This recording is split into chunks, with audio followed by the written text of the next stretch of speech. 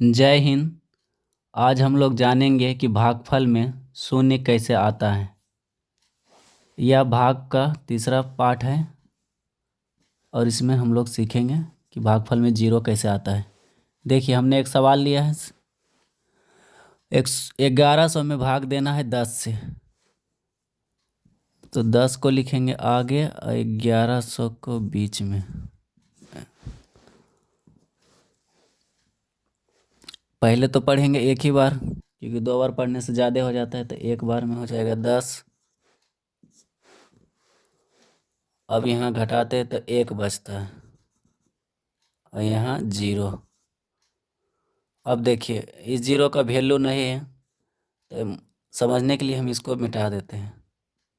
नहीं भी मिटाएंगे तब भी कोई दिक्कत नहीं है। अब यहाँ देखिए, 2 अंक का तो काम हो गया, 1 2। तीसरा नंबर पर 0 है, तो इस 0 को हम यहाँ लाएंगे भाग देने के लिए, तो कितना हो जाएगा 10। अब यह 10 का टेबल में कितना बार में आता है? 1 बार में, तो 1 लिखेंगे। यहाँ 10 में से 10 घटाएंगे, 0 0 बचेगा। अब यहाँ देखिए, ये जो 2 गो 0 है हमको घटाने से आया है, ये इसको याद रखिएगा। अब देखिए, 3 अंक का काम हो चुका है।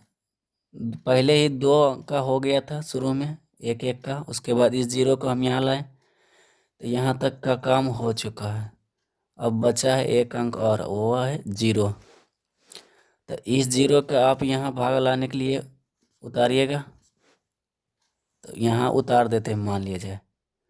अब 10 में से इसको भाग देंगे 0 को, तो 0 तो मतलब कुछ नहीं, 0 कभी आएगा ही नहीं 10 का पहाड़।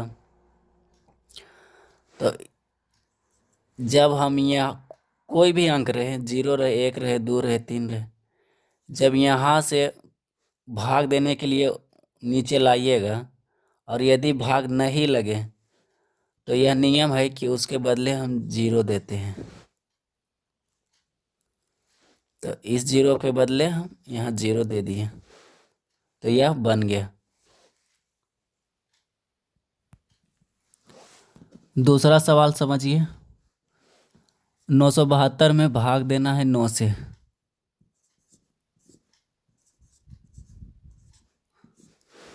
देखिए, 9 से पहले भाग लगाएंगे 1 अंक में, तो यहाँ 9 है, तो लग जाएगा 1 बार में। 9 एकम 9, और जब घटाएंगे तो 0। उसके बाद देखिए, यह 7 का बारी है। 7 को अब लाएंगे भाग देने के लिए यहाँ पर। जो घटा के लाते हैं, याद रखिएगा, उसी के बगल में लिखा जाता है। तो 0 था, 0 के बगल में लिखें 7। अब यह 7 यहाँ से लाएं किस लिए? भाग देने के लिए। तो अब 9 से हम जब भाग देंगे तो भाग लगेगा नहीं। क्यों? क्योंकि 7 जो है 9 से छोटा है। बराबर रहता है या ज़्यादा रहता तब लगता है, क्योंकि 9 का जब हम पहाड़ा पढ़ते हैं तो कहीं भी गुंजाइश नहीं कि 7 आएगा, इसलिए इसमें भाग नहीं लग पाता है, क्योंकि छोटा होने के कारण से। अब यही है कि भागा यहाँ से यहाँ देने के लिए लाएं और भाग नहीं लगता है, तब यहाँ 0 दिया जाता है। 0 दे दिए। उसके बाद किसका काम है? 2 का, तो 2 उतारेंगे जस्ट इसके बगल में, तो हो जाएगा 72। अब 72 9 से बड़ा है, तो ये तो कंफर्म है कि भाग लगेगा। तो देखिए, 9 का जब हम टेबल पढ़ते हैं तो 9 को 8 बार पढ़ेंगे तो आता है 72, तो यानी कि 8 बार में लग जाएगा। तो इस तरह से यह भाग बन गया। एक सवाल और ले लेते हैं। यहाँ भी हम 10 से ही भागा देंगे। अब देखिए, 10 है और इस जितना भी है इनको बीच में लिख देते हैं।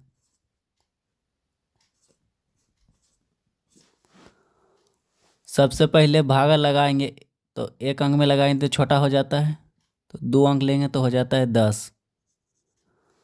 अब 10 कितना बार में आता है? 1 बार में। 10 एकम 10, जब घटाएंगे तो यहाँ 0 में 0 घटाते हैं, 0 आता है, 1 में से 1 घटाएंगे तो 0। यहाँ ध्यान दीजिएगा 2 को 0 है, घटाने के बाद आया है, तो घटाने के बाद जो आते हैं उसको लिए हम 0 नहीं देंगे। यहाँ से जो उठा के यहाँ लाते हैं उसके बदले में 0 दिया जाता है। तब देखिए इन दोनों का तो काम हो चुका है, इसका नंबर है इस 0 का, तो यह 0 को हम यहाँ लाएं। अब 10 से भाग देंगे तो लगेगा नहीं, तो इसके बदले 0 यहाँ देंगे 1। फिर वही इसके भी बगल में 0 था, इसके भी बगल में 0 है, फिर यहाँ भाग देने के लिए लाएंगे, भाग लगेगा नहीं क्योंकि यह भी तो 0 है, तो फिर देंगे 0 यहाँ पर। तीसरा नंबर पर भी 0 है, फिर इस 0 को यहाँ लाएंगे,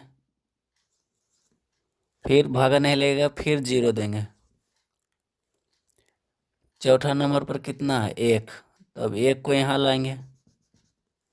तब देखिए यहाँ जो 5 को 0 है और 1 है, तो मतलब 1 ही लिखा हुआ है, आगे 0 का वैल्यू नहीं होता है। यदि आगे खाली 0 0 ही रहे तो उसका वैल्यू कुछ नहीं होता है, याद रखिएगा। तो इसका मतलब यह 1 है, तो 10 का पहाड़ हम कभी 1 आएगा ही नहीं, तो इसके बदले भी हम देंगे 0। अब लास्ट में कितना है 0, अब इसके बगल में उतारेंगे तो कितना हो जाता है 10। अब 10 जो है 10 के बराबर है, यानी कि एक बार में आ जाता है 10 से कम 10, तो 10 इस तरह से लिख दीजिए। उसके बाद घटाएंगे 0, 1 में से घटाएंगे तो 0, यानी कि इस तरह से यह भाग बन गया।